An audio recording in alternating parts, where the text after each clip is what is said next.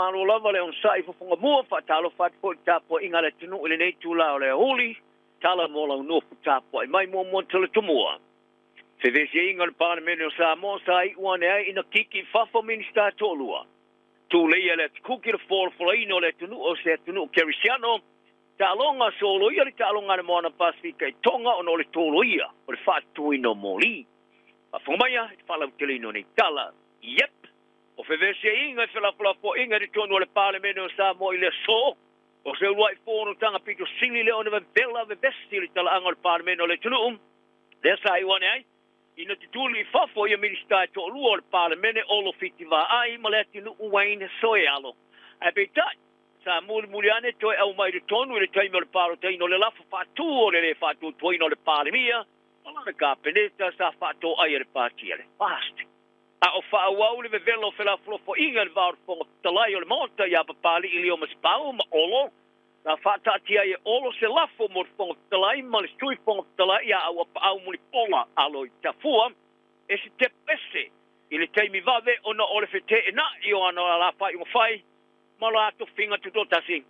ta fa leo e olo ma le atinu io le ma lo se la fa tonga e tu sai ma fa unga fo talai ele amara ia le lafo mai le kapeneto tu ia ile fa tu au o papali o fa tonu ai lo e papali ele ave fa fo minsta to lua sa te ena le parlamento ia le la fa tu o le fast o le fa o le fa tu tu ino le parlamento ma na kapeneta ala tu e fa wa uli to wa fianga al parlamento ele so tao e telo no ina ia to te ngoni so tu la fono e ele te tununga ste mo le nei tala al parlamento wo ia se tu ai ngo tena inga de fella ai mai se lu to wina el kapeneta o le tulanga o le fongtalai e pe ona longo ai e papali le pare mia man minsta o le no fore tunu e a ona aviai le fa walo mo fa te ina ele minsta o le vai fa for New Zealand va vasta mane Winston Peters ia lai commisto New Zealand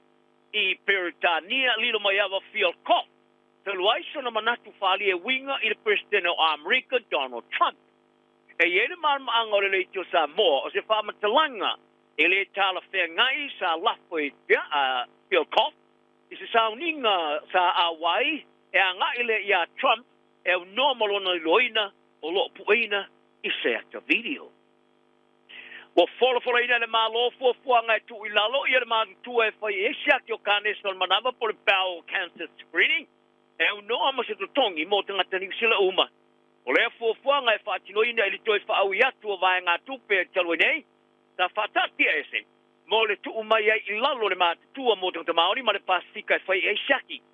ia te se mo le tu sango mo vai sa por ai le fai nga malo il fa mutali o por kala me fata tai por le pilot program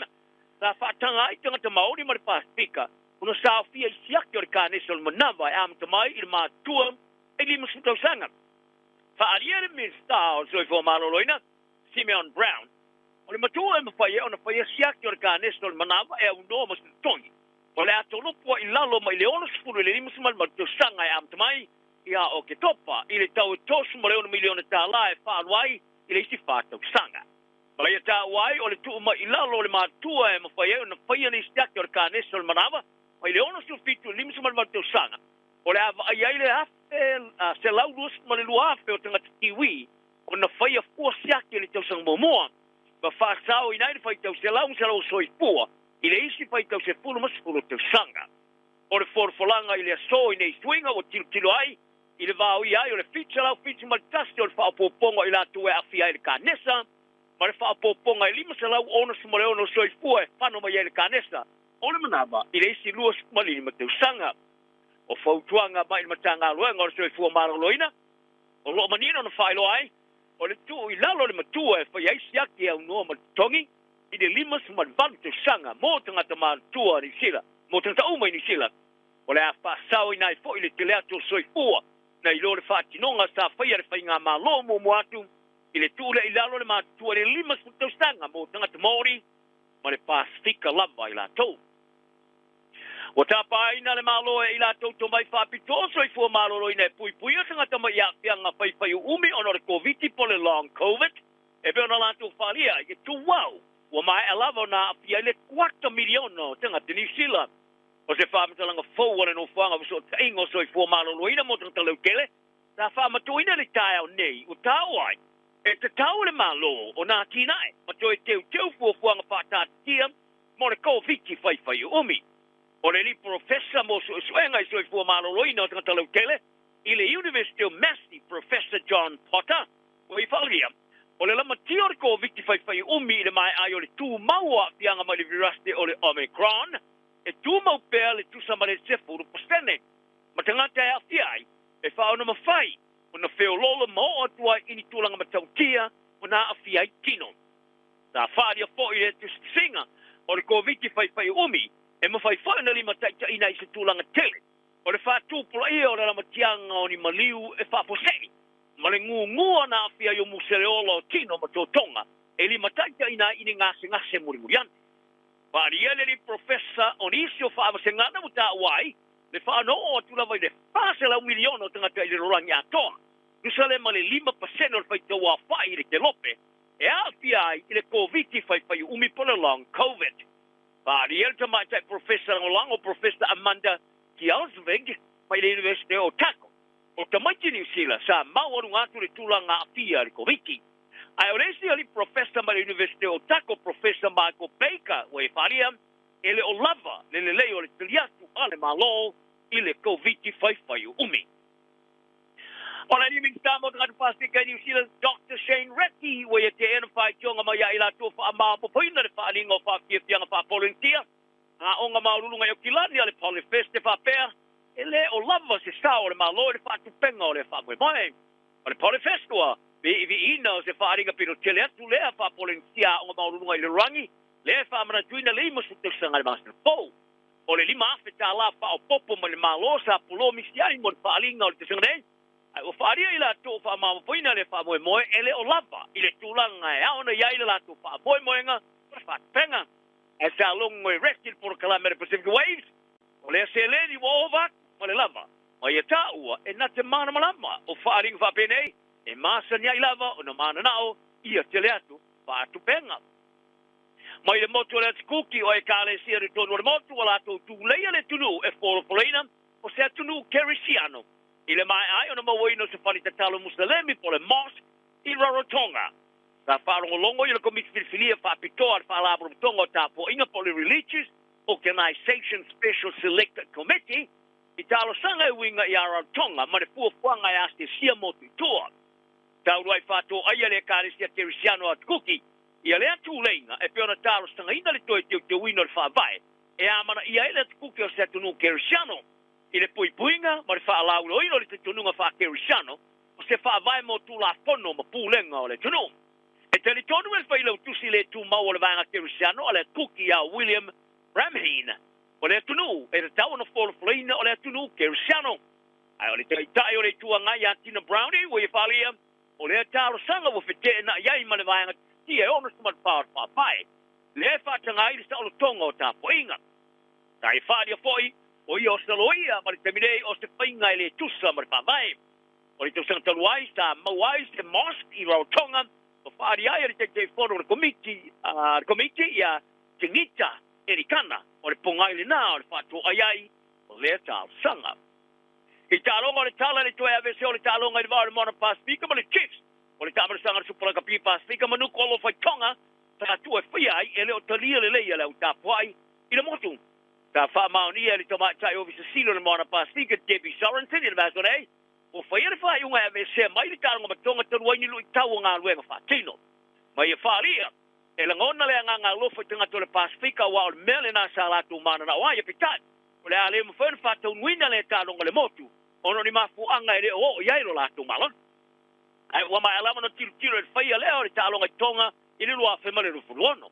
O le ata alo nei la le mona Pasifika ma le Chiefs i poke tohe i le sporele lusu tasi o le masina neo maki. O le tālonga mua leo tālonga e lua e tari malo le mona Pasifika i le malai le tau tangdei. E ris tālonga e whaia i le asa sumarivo Aprila ma le ACT, ma le ACT Brumbies, Australia.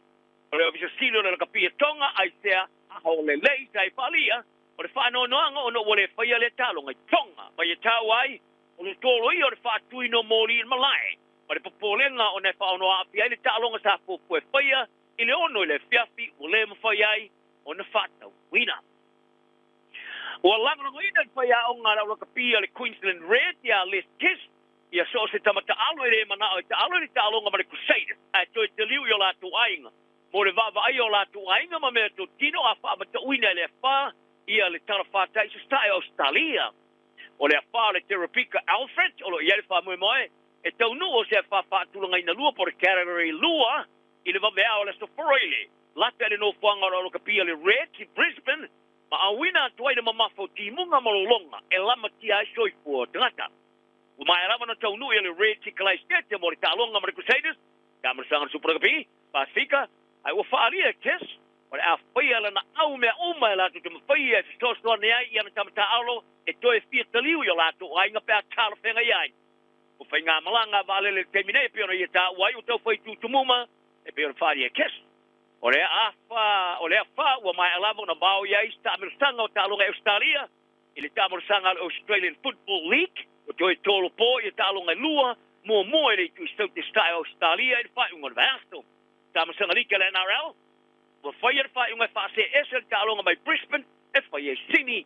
o le afa o fa malo sia ila tu fa ma poina talo nga ta polo mau Cove ata mai tai ko Gold Coast e fai un vasto o le tuunga le triathlon, ma ta'amir sanga mo le lakapipai po le touch rugby, o stolo ia poi. E kari tonu e le tamai taitalo tenisi la ulua Peritania Emma Raducanu. O na mawhatianga sao ia i talo nei se tangata sta tau muni muri ate ia po le stalking, tara tau ana sili atu se le lei o se awala e ngawhai. Ta mawhai no o se matua i o tio na langona moni na yaso. Tala noa whala wai tele ai mo stei mua tanu mai le whala vlame le noa vaso mabai. Ta ia longo ai na vai ngo tala le BBC. Sa ia se tangata sa tau muri ate i ta morstanga e pa. Se li lava e to tasi. I ta morstanga tolu ai nei Dubai sa itai Raducanu. Ina wa vai i le ali i le no fanga o le mata. Sa ave se mo le no fanga muri ane ave ia pa tunu pa tula po ne fasta ia le leo. Ma ia ta wai tanu mai le vevesi o manino mai le si ti ai o le to sinatu tangata ia te ia. Ma pe malona puinga. Falia Raducanu, o le alisa ia le tamarasanga i Singapore, Abu Dhabi, ma Doha. Ona tau mawhai lea tala no atu ia te ia whare teni malo i Dubai, ma tui na te tusi, ma puei na se ata sanga te tele ai. Sai wane ona ia li putia le whaalwalawe ila na pulenga peitai. E le pasi atua le whaamtalanga i le pulenga o le tamarasanga o tenisi a le WTA, te ia o lia le asa soai, i ni nai tūla sa tāpenai, te au whainga luenga. O le sekula ti. Ia tala nau ne yaso, mau pea le ona sai, pare file mua, ta poinga na tunu, o ia manuia lama toi tula, o le nei o uli.